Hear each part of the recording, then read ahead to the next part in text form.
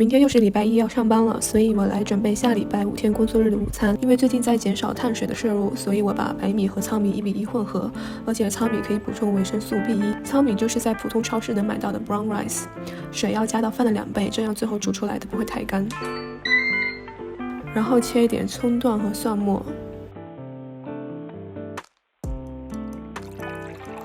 杏鲍菇切片，不用太薄，0.5到1毫米的厚度就可以了。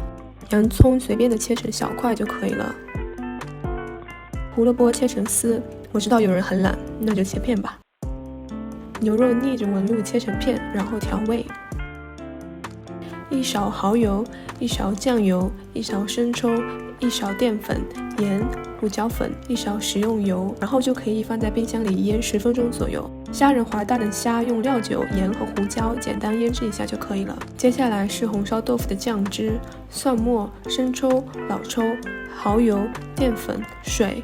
最后我用枫糖浆代替了糖。原材料准备就绪，现在可以下锅了。100克的牛肉有26克的蛋白质，营养丰富。先炒牛肉，加一点蒜末炒出香味，等牛肉变色后加蘑菇炒到出水。杏鲍菇有人体必需的8种氨基酸，是一种营养价值极高的食用菌。因为牛肉已经腌过了，我就没有再另外加盐，也可以减少钠的摄入。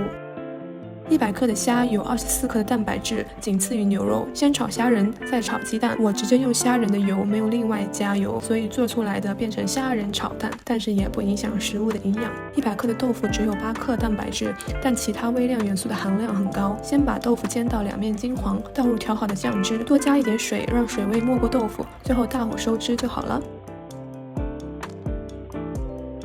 西兰花可以补充维生素 C 和 B6， 水里加一点盐，然后把西兰花直接丢进去，水开后煮2分钟就可以了，不用煮太久，因为午餐前还会加热。2分钟到了后，马上把西兰花放进冷水里冷却，防止它煮过头。胡萝卜和洋葱可以补充维生素 B6 和 A， 还有锌、镁、钙等微量元素，炒在一起营养丰富，不用加太多油就可以慢慢的炒软。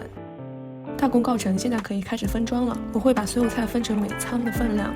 虽然英国的外卖盒基本是食品级的 PP 塑料，但我也会避免微波加热，会等菜凉了之后再放进盒子里。用厨房纸把西兰花外面的水擦干，越干越好，这样冷冻后表面不会有很多冰，解冻后的水也少。米饭也是可以用保鲜膜包成每次吃的分量，再分装到密封袋里。这样所有菜都分装成每餐的分量，方便解冻和加热，然后就可以把它们全部放到冰箱的冷冻室里了。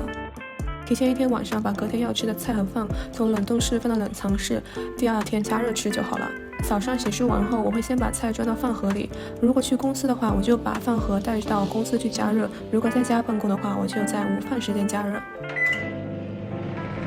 其实每天中午只有1个小时的午休，忙的时候会没有时间做饭，这样提前做好1周的午餐，可以节省很多时间，还可以健康的按时吃饭。希望每个辛苦的打工人都可以按时的吃到健康的午餐。